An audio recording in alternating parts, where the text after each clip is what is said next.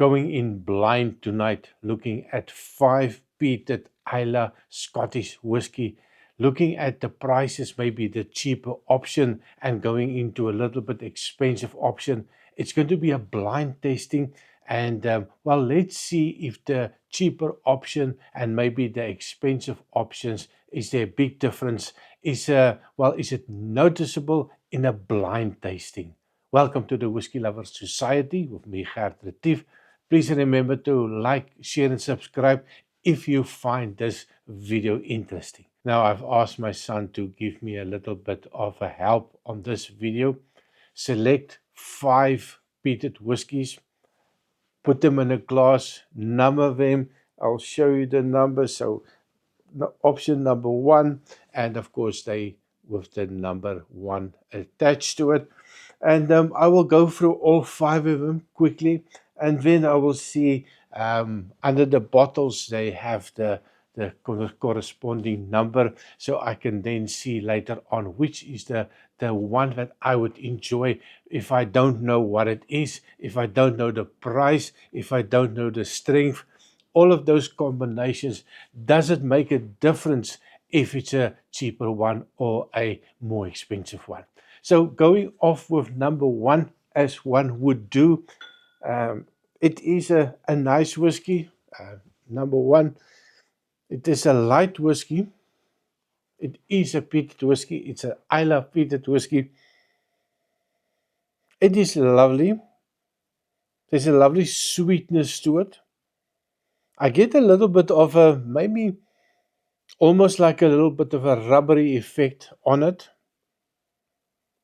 But in general, it's a sweet one. The peatiness is there. It doesn't feel like a lot of that iodine, TCP, hospital, Band-Aid type of note. A Band-Aid, I can get that little bit of a rubbery note. But it's not offensive. I know a couple of my subscribers have told me I'm done with peated whiskey. I don't want to try it anymore. I'm going now for the Oloroso Sherry Cask, which I completely understand. It so you get fed up if you keep on drinking the same thing. So it is lovely, taste-wise. A little spicy heat that I get. The sweetness is there. That peatiness is definitely there. A little tarry note that comes in. In general, not a bad whiskey. So number 1, I kind of enjoy this one. This one was up quickly. There's a little bit of a caramelly note that comes in. Maybe a hint of a dark chocolate note that I get. So number 1, definitely not a too bad of whiskey. Now the next one, it seems, if I compare the two, color-wise, that's number 2, and just to show number 2, it's a little bit more of a green note that I get. It's light, a little meringue, a little lemony note that comes in. On the nose, the peatiness is much less than the number 1. It's sweet, and that zesty, lemon zesty note is definitely coming out. Maybe a hint of a vanilla, a little bit of a fruity note. Maybe something like a gooseberry note that comes out. Quite an interesting one. Taste-wise,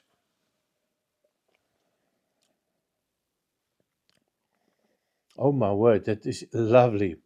It's a sweet caramel, maybe a little butterscotchy note. That peatiness is just fantastic. Even if you're not a big peat fan, this is quite interesting. Let me try again. Oh wow. It is a lot less peat for me on this one. It's a pleasant peat. It's a sweet peat. There's a little hint of a sour note that comes in. Just one more try. Well, I really like this one. ABV wise, I don't think it's very high. Maybe 46%. I'm not sure. There's a little bit of a bite in it as well. And now I get a little bit of a bitter note that comes in. So a little bit more of a cask in it. So maybe not a very low um, age statement on it. If it does has an age statement, that's definitely that feel a little bit of a tannin coming through. One more sip. I can take quite a big sip on it. So maybe I'm not correct on the ABV, but every time that I do go back, I get more and more of that tannins, that bitter note that comes in, which I did not get in number one. So I'm not so sure about that one. The next one, number three, number number three, just to maybe be sure. It's definitely much darker than the other two. The other two is more a straw note, so definitely this one has got more flavors in it, more cask, much sweeter on the nose. It's pleasant. There's a. I wonder if this. I think there is a little bit of a sherry note on this one. You get that sherry note, that fruity note that comes in. That peat, the smoke is very little in my opinion. So it is pleasant on the nose. Taste wise,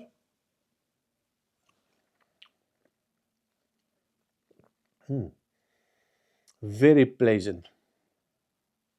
Has a little punchiness. There's a little bit of a dry mouthfeel. It's vanillas, like a little, almost like a burnt caramel. When you get that bitterness does kick in as well. So maybe a little bit of an age statement. And I think if you have an Oloroso sherry, especially the sherry cask, the EU sherry cask, European sherry cask, they tend to bring out a little bit more of the tannins. So sometimes it's a difficult balance between how long you want to keep it. Is it an active cask? How much does it bring out? And sometimes it gets a little bit too much as well. So there's a nice balance. This one, tipping the scale a little bit on the wrong side for me.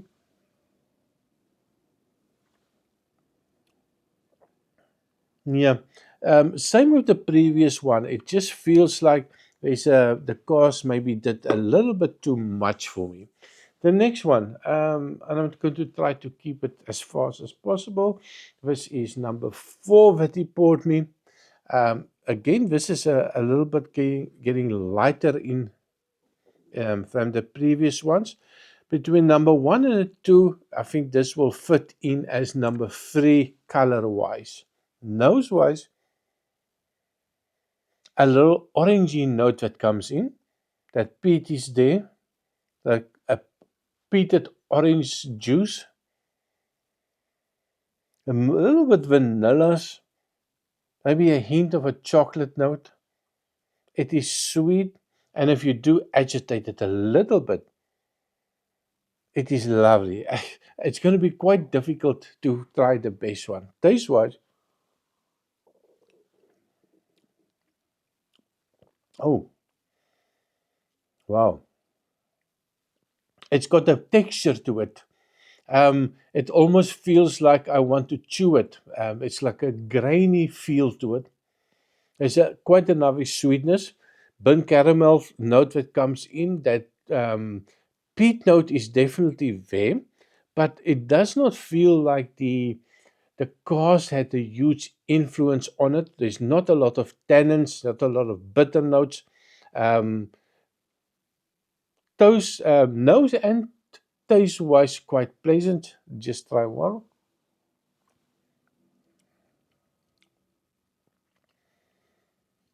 Oh my word. This is lovely. It feels a little bit high on the ABV. There's a there's a lovely sweetness on it. There's a little bit of a bitter note that comes in. Nose, I think the nose is very subdued. Nothing jumps out, nothing is excessive. So it is quite pleasant actually. Do I, well, I'm not sure if it's one of those that I'm going to jump up and down and scream it from the rooftop.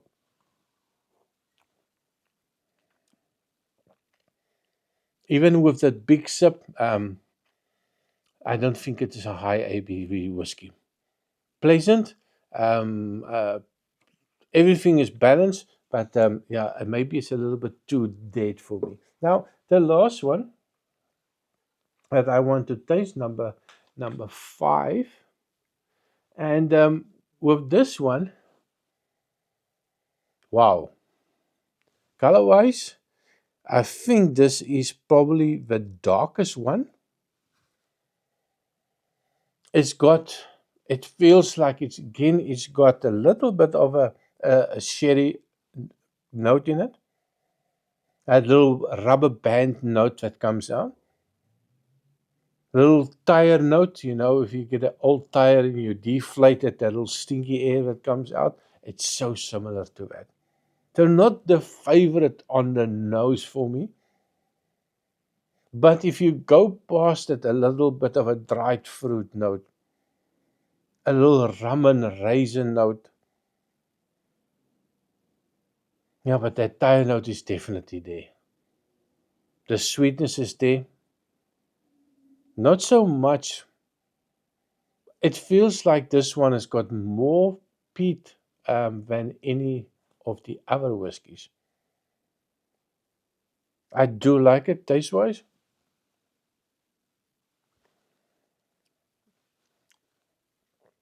Oh my word, that packed a punch. It feels like a very high ABV one. I didn't expect it. The previous 4 was well drinkable. You didn't have to add water to this one. This one, well, it kicked me right in the throat. It is quite a harsh whiskey. It's a strong whiskey. It's a jagged edge sword for me. It just cuts into everything. One more try. A small sip.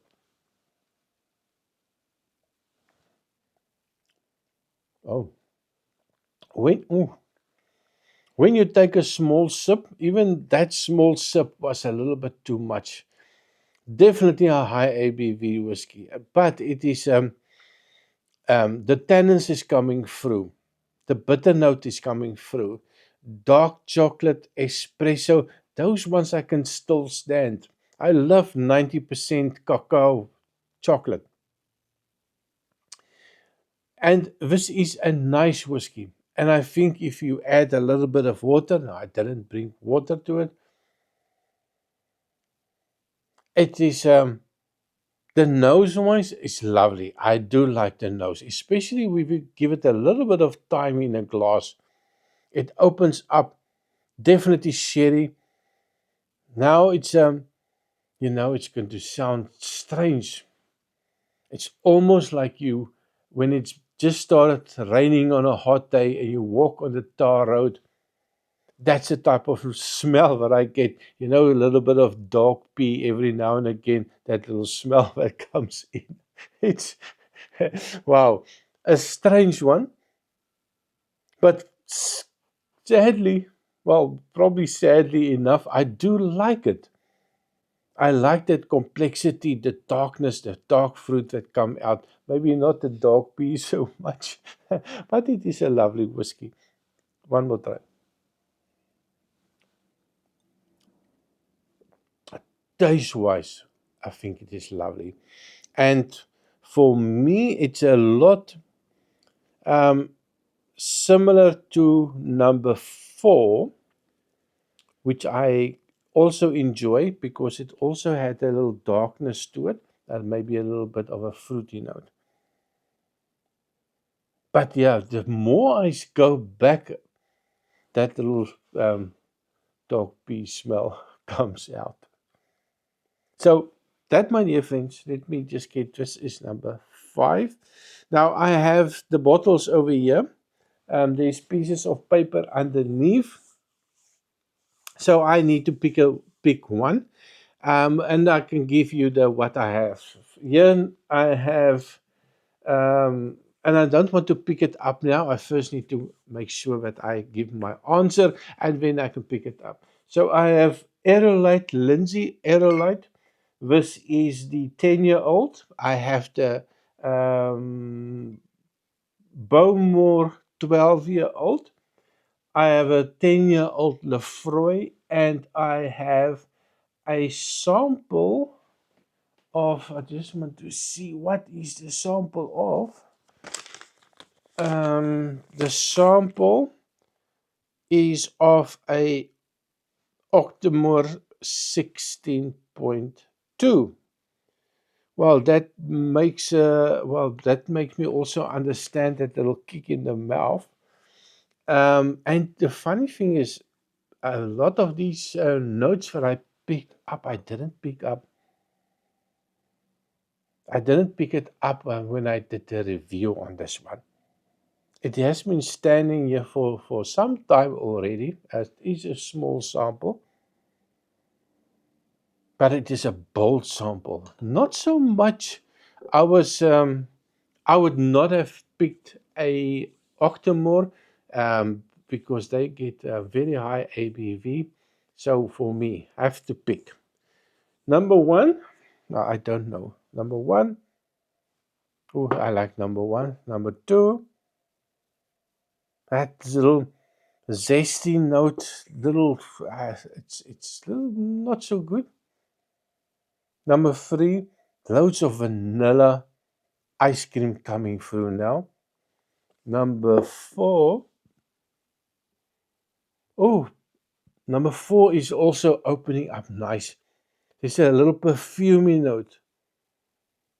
You know, when you get into an elevator and you get that perfume note of the previous person, I get a hint of that perfume note. Kind of nice one. And then number 5. Oh, it's going to be number... that's a difficult one, this. I like number 4, 5, and number 4. Number 4. I must say, I like that perfumey note. Definitely. Number 4. Now let's see. The small sample, which one is that? Number 5 is the small sample bottle, and that is the Octomore 16.2. Makes sense. It does have that strong taste, but for me that was not really the best one. Number 4 is definitely the best. So which one is going to be number 4? Wait. No. Let me see. The number, what is this? Number 3 is the Bowmore 40% ABV. We have this one, the Kulila 12-year-old. This is bottled at 43% ABV, a big boy 1 liter bottle. Number 2. Then number 1.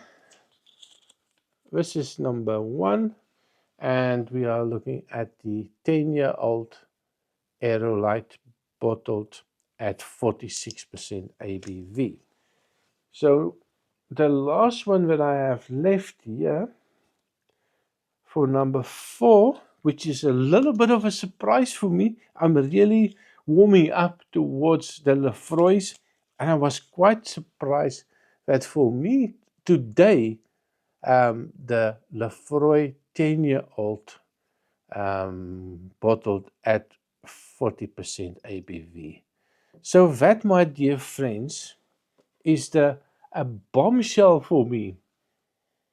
Considering if you go look maybe a year ago, if you look at my videos, anything peated related, the first thing that I've told would have said, disgusting, window cleaner, stay away from it. Today, I love it. That light perfuminess that comes out, and a lot of people are going to tell me that's rubbish. Now, I'm telling you, it's my humble opinion that today, this whiskey, that 10-year-old Lefroy,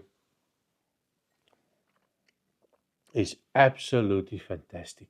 So that, my dear friends, 5 peated whiskies, blind as a bat tasting, and I must admit I'm surprised and I'm happy. It's cold, it's raining, no summertime yet. So sit back, relax, and bring some warmth and heat to the body. And thank you for watching. Remember to like, share, hype, and subscribe. I see you next time. Cheers.